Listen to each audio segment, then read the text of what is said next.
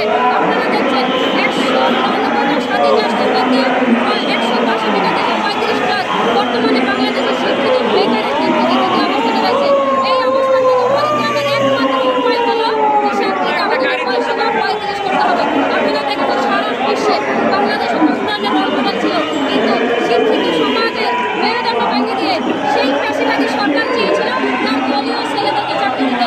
ভারতীয়দের 8 লক্ষ ভারতীয়রা বাংলাদেশে কিভাবে চাকরি করতে পারে? একটা স্বাধীনতা আছে, গণতন্ত্র আছে, সার্বভৌমত্ব আছে, লাল সবুজের পতাকায় কিভাবে 12 লক্ষ ভারতীয়রা বাংলাদেশে চাকরি করে? আপনারা দেখছেন যে অবৈধভাবে নিয়োগপ্রাপ্ত ঘুষ বাণিজ্য করে 19 মাস করে তারা চাকরি করছে। আমরা তাদের পদত্যাগ চাই, আমরা তাদের চাকরি বাতিল চাই, পুনরায় সুষ্ঠু নিয়োগ চাই, আমরা 35 দফা বাস্তবায়ন চাই। আমরা চাই 35 দফা বাস্তবায়ন হোক এবং বাংলায় মেধাবী শিক্ষার্থীদের সুযোগ মেধা যোগ্যতা শিক্ষার্থীরা চাকরি করতে চাই। ডক্টর মোহাম্মদ ইউনূস স্যারকে স্যালুট জানাই, তার মতো নবীর বিজয় একজন লোককে আমরা পেয়েছি। আমরা তার সাথে হাতে হাত মিলিয়ে আগামী প্রজন্মকে উন্নয়ন করতে চাই, আগামী দেশকে করতে চাই, আমরা দেশকে উন্নয়নের শিখরে নিয়ে যেতে চাই। ধন্যবাদ আমি শুধু অনুরোধ করব মাননীয় প্রধান উপদেষ্টা মহোদয় সহ সরকার যে সকল বৈষম্য দূর করে আমাদেরকে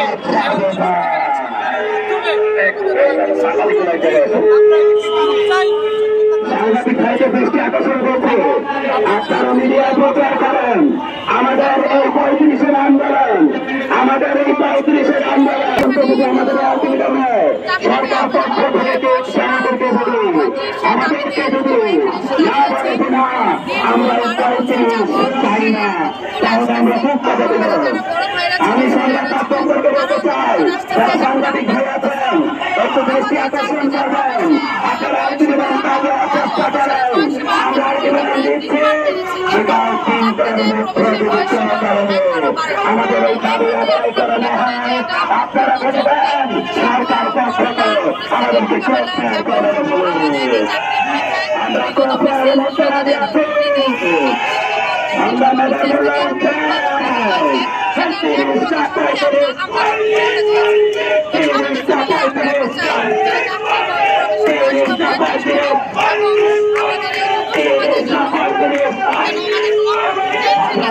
আমরা যারা অনার্স মাস্টার্স করে বের হই, চাকরির সুযোগ যাদের হয়ে যায়, তখন কিন্তু আমাদের কাছে চিন্তা থাকে যে আমরা সরকারি চাকরির জন্য পড়াশোনা করবো, বিসিএস কিংবা যদি আমরা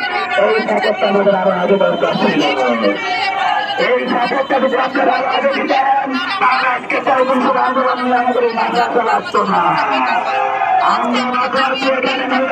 সেক্টরেও আবার বয়স চাকরি এই সব কিছু সাধারণ শিক্ষার্থী কিছুদিন আগে আমরা কোটা আন্দোলন শুরু করেছি এবং আমাদের যারা ওখানে সমালোচক ছিলেন আমাদের হয়তো বলতে হবে না।